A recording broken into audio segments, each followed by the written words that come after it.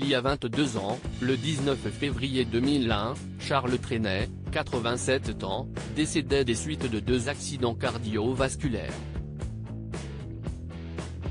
Avant sa mort, le poète avait fait de son secrétaire particulier, Georges El Assidi, son légataire universel. Dans une interview accordée à Actu.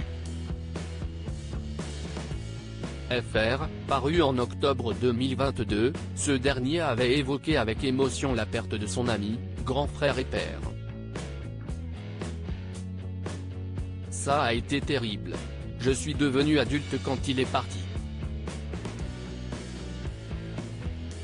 Après avoir perdu ma mère et plus tard ma sœur, je perdais un père.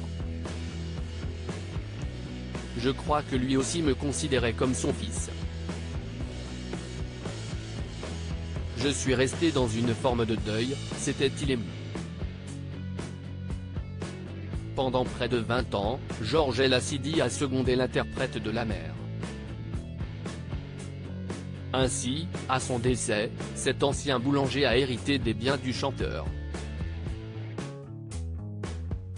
Selon Le Figaro, cette fortune comprenait notamment plusieurs propriétés situées dans le sud-est de la France, ainsi qu'environ 500 000 € de droits d'auteur.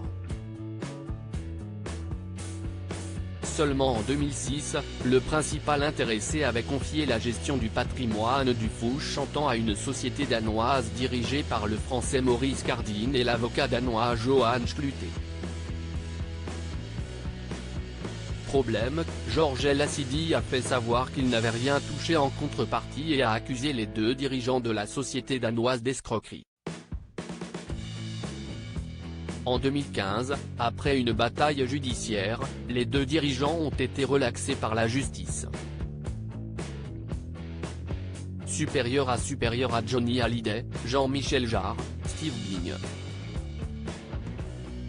Ces familles qui se déchirent un héritage de bataille judiciaire par ailleurs. En 2008 et 2009, Lucienne et Vulfran Trenet, la demi-sœur et le neveu de Charles Trenet, ont déposé plainte contre Georges El Assidi pour abus de faiblesse, persuadés que ce testament avait été rédigé sous la contrainte.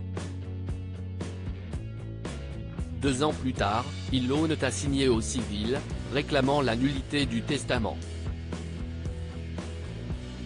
Comme l'a rappelé Le Figaro, aucune des plaintes n'a abouti.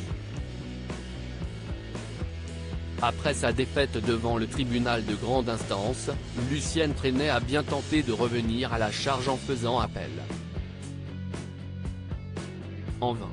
Article écrit en collaboration avec 6 médias Crédit Photo, Robert Fage.